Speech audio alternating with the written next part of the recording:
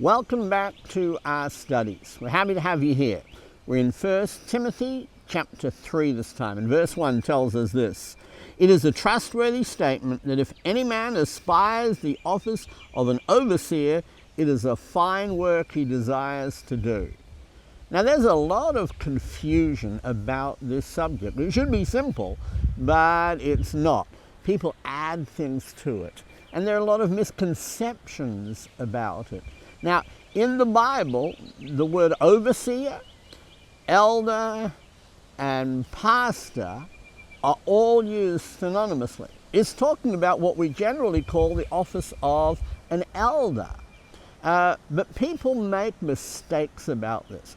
First of all, they think that, well, if someone is an older man like me, he can be an elder. We have an elder because he's older, an older man than me. Secondly, on the other side of the equation, there's the idea that, well, an elder, that's like a super Christian.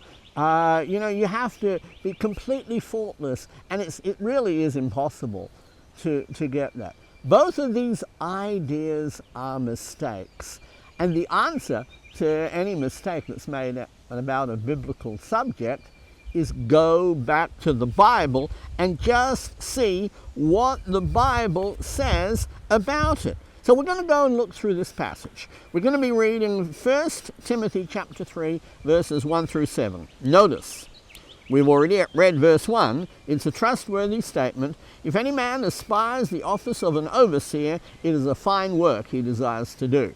An overseer then must be above reproach, the husband of one wife, temperate, prudent, respectable, hospitable, able to teach, not addicted to wine or pugnacious, but gentle, peaceful, free from the love of money. He must be one who manages his own household well, keeping his children under control with all dignity.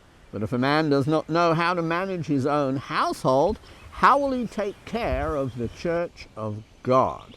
And not a new convert, so that he will not become conceited and will fall into the condemnation by the devil. Verse 7. And he must have a good reputation with those outside of the church, so that he will not fall into the reproach and snare of the devil. So this is what the Bible tells us about the qualifications of someone that we call an overseer, pastor, or elder. Now there's another passage, and we'll look at that in just a minute, and we'll see just how it mirrors the qualifications that we have here. And it's fascinating to have a look at it. But notice, to be an elder, you have to be, verse 1, the husband of one wife. That means a one-woman man. He can't be someone who chases after the female sex, but he has to be married to one woman. Secondly, in that verse 1, it says he has to be able to teach. You know, this is something we need to realize in the church. The church needs to train up teachers, otherwise we won't have elders. And obviously, if we don't train up teachers, we won't have preachers or evangelists either. So that's a focus that your congregation needs to have, to train up teachers. In verse 4, it tells us that an elder has to manage his household well. And it says, well, how will the overseer manage the church if he can't even manage his own family? In verse 6, it says, not a new convert. You know, we can't say, oh, look, here's someone, he looks like he has the qualifications of an elder. Let's baptize him, and now we have an elder. No, not a new convert. And verse 7, it says, well, outside of the church, with the community, he has to be one with a good reputation. An elder, overseer, pastor, has to be a good, strong, faithful Christian. Now, let's go over to Titus chapter 1 and see what Paul teaches Titus about this very same topic. And we're going to start reading in Titus 1, verse 5. For this reason I left you in Crete, that you would set in order what remains and appoint elders in every city, as I directed you. Namely, that if any man is above reproach, the husband of one wife, having children who believe, not accused of dissipation or rebellion.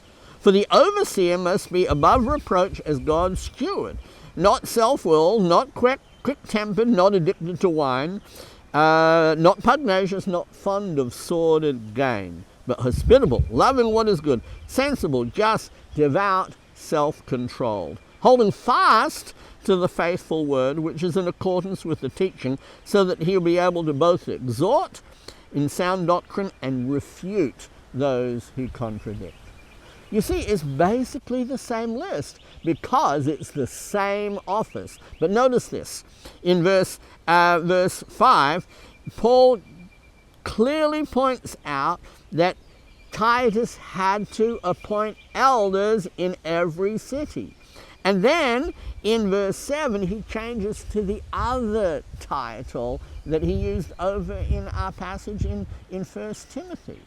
He says, verse 7, for the overseer must be above reproach as God's steward. You see, what we have here is three descriptive terms that tell us about the office of an overseer or elder.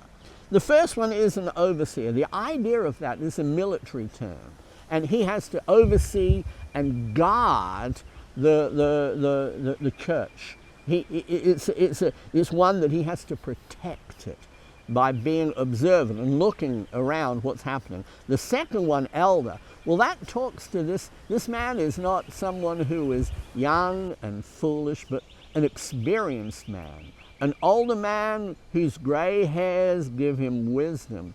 The third term that is used is that of pastor. Now, another term for pastor is shepherd. That's what a pastor is.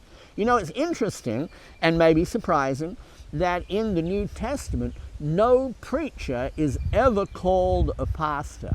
No. Jesus is called a pastor, a shepherd. He's called the good shepherd. And elders are called pastors.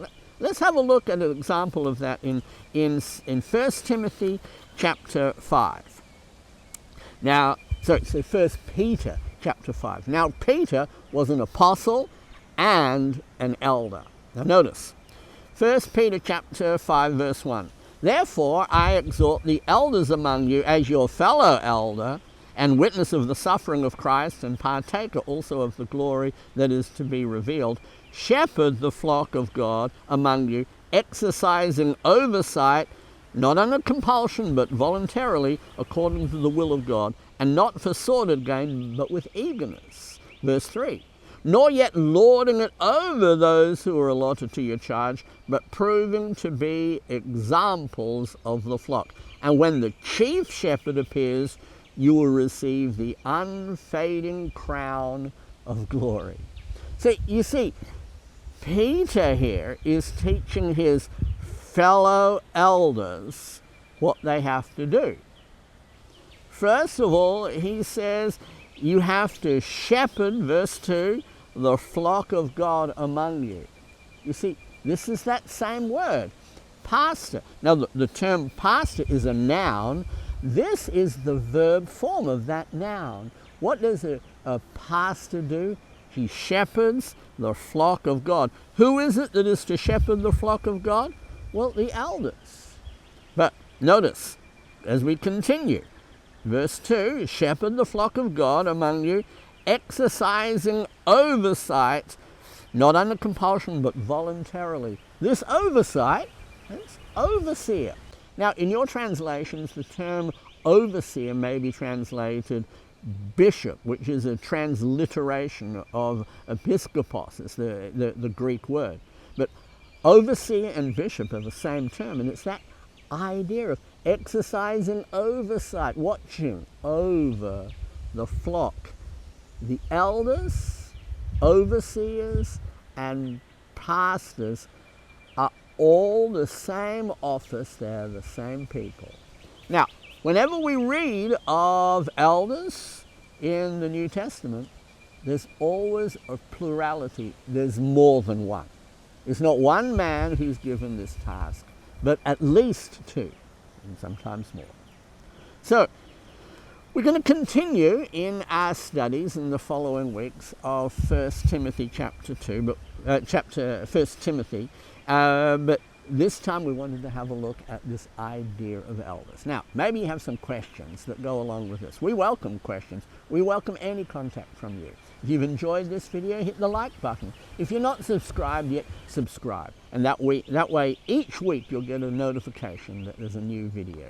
Well, thank you so much for being with us. We look forward to seeing you next time. Goodbye.